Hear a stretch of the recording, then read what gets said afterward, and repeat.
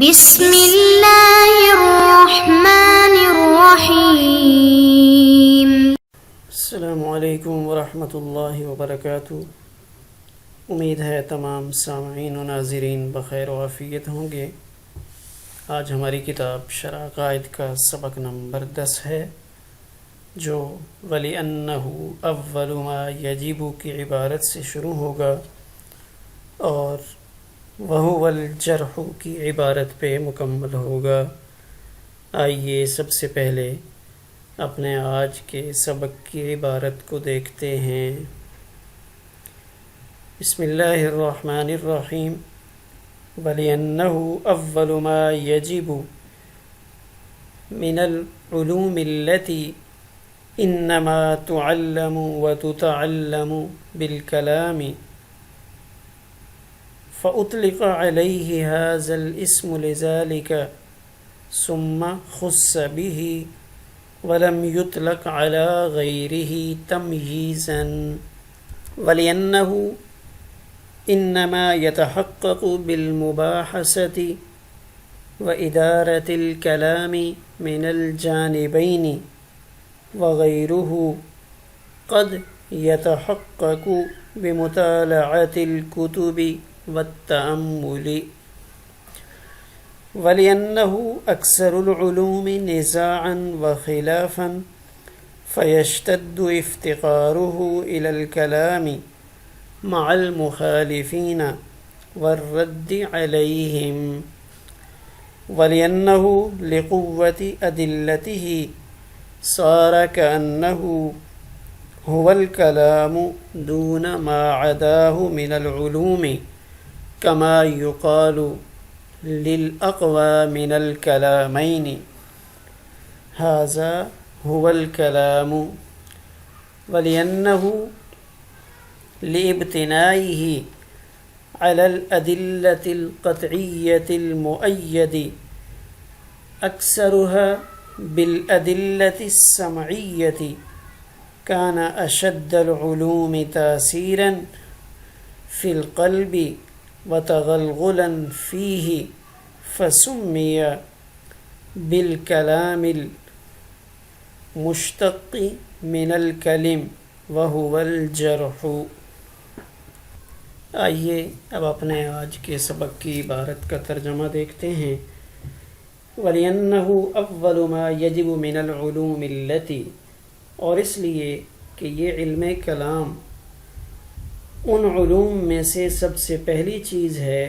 کہ جس کو کلام یعنی متکلم کے ذریعے سے سیکھا اور سکھایا جاتا ہے، تو اسی وجہ سے اس علم کلام پر یہ کلام کا نام بول دیا گیا۔ ثم خص به، پھر اسی کلام کے ساتھ اس علم کلام کو خاص کر دیا گیا، اور ولم یطلق علی غیرہ تمییزا، اور اس کے غیر پر یعنی اس کے علاوہ دیگر علوم پر نہیں بولا گیا تمیز دینے کی وجہ سے۔ وَلِأَنَّهُ إِنَّمَا يَتَحَقَّقُ، اور اس لیے کہ یہ علم کلام صرف بحث و مباحثہ اور جانبین سے کلام کو بدلنے سے حاصل ہوتا ہے، اور اس کے علاوہ دیگر علوم کبھی بمطالعۃ الکتب، کبھی غور و فکر کرنے سے اور کتابوں کے مطالعہ سے بھی حاصل ہو جاتے ہیں۔ وَلِأَنَّهُ أَكْثَرُ الْعُلُومِ نِزَاعًا، اور اس لیے کہ یہ علم کلام دیگر علوم کے مقابلے میں زیادہ نزاع اور اختلاف والا ہے۔ فَيَشْتَدُّ افتقارُهُ، پس مخالفین کے ساتھ کلام کرنے کی اور ان پر رد کرنے کی وجہ سے اس علم کلام کی احتیاج یا ضرورت زیادہ ہے۔ وَلِأَنَّهُ لِقُوَّةِ أَدِلَّتِهِ، اور اس لیے کہ اس علم کلام کے دلائل قوی ہونے کی وجہ سے ایسا ہو گیا گویا کہ یہی کلام ہے نہ کہ اس کے علاوہ دیگر علوم، کما یقال للاقوى من الکلامین، جیسا کہ دو کلاموں میں سے زیادہ قوی کلام کے بارے میں کہا جاتا ہے کہ ھذا ھو الکلام، کہ بس کلام تو یہی ہے۔ وَلِأَنَّهُ لِابْتِنَائِهِ عَلَى الْأَدِلَّةِ الْقَطْعِيَّةِ، اور اس وجہ سے کہ یہ علم کلام ان دلائل قطعیہ پر مبنی ہونے کی وجہ سے المؤید اکثرها، جن میں سے اکثر کی تائید دلائل نقلیہ سے ہوتی ہے، یعنی اس علم کلام کے مسائل ایسے قطعی اور عقلی دلائل سے ثابت ہیں جن میں سے اکثر کی تائید دلائل نقلیہ سے ہے۔ یہ علم کلام علوم میں سب سے زیادہ باعتبار تاثیر کرنے کے، تاثیراً فی القلب، دل میں تاثیر کرنے کے، وتغلغلاً فیہ، اور بے اعتبار نفوذ کرنے کے، لہذا فسمی بالکلام المشتق من الکلم، لہذا اس کو علم کلام کے ساتھ موسوم کیا گیا جو کلم سے مشتق ہے، جس کا معنی هو الجرح، زخم لگانے کے آتے ہیں۔ ہمارا آج کا سبق جس عبارت سے شروع ہو رہا ہے، اس عبارت کا تعلق پچھلی عبارت کے ساتھ ہے، اور ہمارے شارح علم کلام کی 8 وجوہ تسمیہ کو بیان فرما رہے ہیں، جن میں سے 3 وجوہ تسمیہ کا تذکرہ اس سے گزشتہ سبق میں ہو چکا ہے، اور آج کے سبق میں وَلِأَنَّهُ أَوَّلُ مَا يَجِبُ مِنَ الْعُلُومِ سے اس علم کلام کی چوتھی وجہ تسمیہ اس کو ذکر کیا جا رہا ہے۔ آئیے ان وجوہ تسمیہ کا کچھ خلاصہ دیکھتے ہیں۔ چوتھی وجہ تسمیہ، جس کا خلاصہ یہ ہے کہ اولاً علوم اسلامیہ میں سے جس چیز کو سیکھنا واجب ہے وہ ہمارے اعتقادی مسائل ہیں، اور ان کے سیکھنے سکھانے کا ذریعہ علم کلام ہے،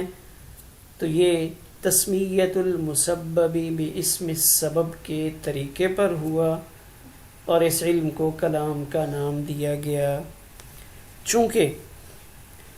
باقی علوم اسلامیہ بھی کلام اور تکلم ہی سے حاصل ہوتے ہیں،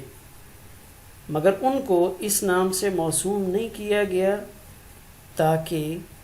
ان علوم میں اور اس علم کلام میں تمیز باقی رہے۔ یہ چوتھی وجہ تسمیہ کا خلاصہ ہے کہ انما تعلم وتتعلم بالکلام، کہ جو سیکھنے اور سکھانے سے حاصل ہوتے ہیں، لیکن اس علم کو خاص علم کلام کا نام دیا گیا، بقیہ علوم کو یہ نام نہیں دیے گئے تاکہ تمیز باقی رہے۔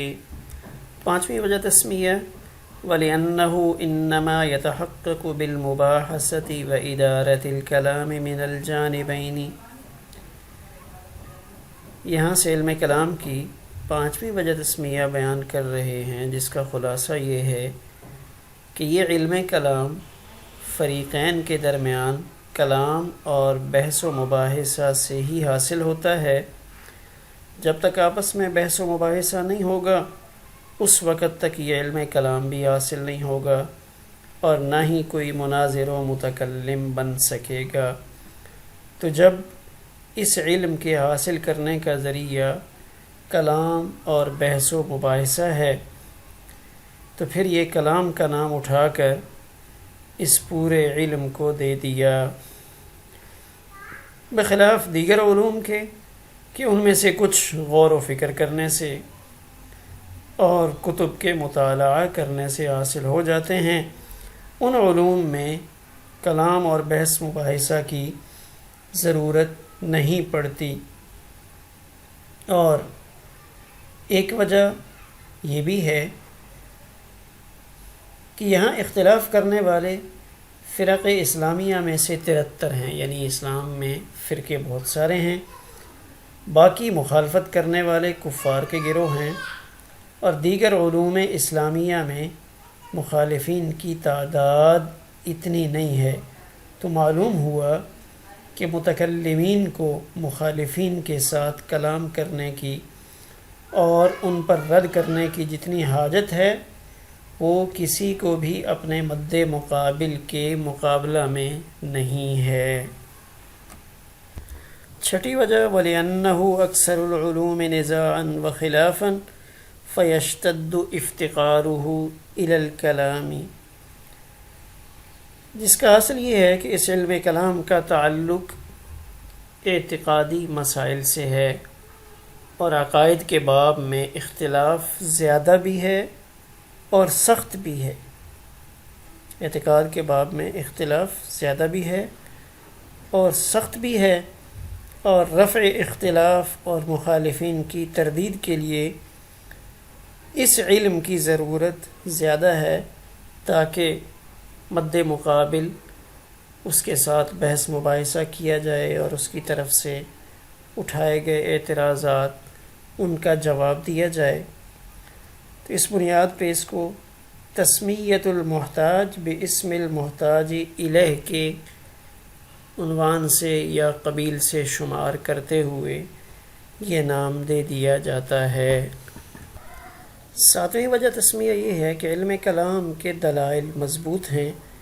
اتنے مضبوط دلائل کسی اور فن اور علم کے نہیں۔ جس طرح کسی چیز کے بارے میں 2 آدمی اپنا اپنا کلام پیش کریں،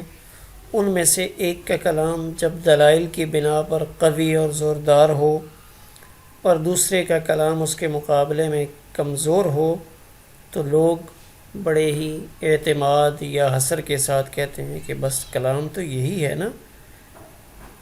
اس طرح علم کلام اپنے دلائل کی قوت کی بنا پر ایسا ہوا کہ بس یہی علم کلام کہلانے کا حقدار ہو گیا، دیگر علوم اس کے مقابلے میں کلام کہلانے کے مستحق نہیں۔ یہ 7ویں وجہ تسمیہ ہے۔ 8ویں وجہ تسمیہ وَلِأَنَّهُ لِابْتِنَائِهِ عَلَى الْأَدِلَّةِ الْقَطْعِيَّةِ الْمُؤَيَّدِ، کہ اس علم کلام کے مسائل ایسے قطعی اور عقلی دلائل سے ثابت ہیں کہ جن میں سے اکثر مسائل کی تائید دلائل نقلیہ سے ہوتی ہے۔ دلائل نقلیہ سے مراد وہ دلائل جو قرآن مجید اور احادیث مبارکہ میں سے ملتے ہیں، یعنی منقول ہوتے ہوئے چلے آ رہے ہیں۔ تو جب کسی دعویٰ پر دلائل مضبوط اور قوی ہوتے ہیں تو وہ مضبوط دلائل گویا کہ مد مقابل کے دل پہ چھرا پھیرتے ہیں اور اس کے دل کو زخمی کر دیتے ہیں، اور یہ کلام کلم سے ماخوذ ہے جس کے معنی زخم لگانے کے ہیں، جیسا کہ شرح جامی میں یہ بات گزر چکی ہے۔ جراحات السنان لها التیام ولا یلتام ما جرح اللسان، اور یہ بھی معلوم ہے کہ علم کلام کے دلائل قطعی ہیں اور اکثر دلائل نقلیہ ہیں، اس لیے علم کلام سب سے زیادہ مؤثر اور قلب میں سرایت کرنے والا ہوا۔ تغلغلاً کا لفظ داخل ہونا یا سرایت کرنا، ان دونوں معنی میں استعمال ہوتا ہے۔ تو یہاں تک شارح نے علم کلام کی 8 وجوہ تسمیہ ذکر فرمائی، جس کی کچھ وضاحت سبق میں کی گئی۔ ہمارا آج کا سبق اسی پر مکمل ہوا۔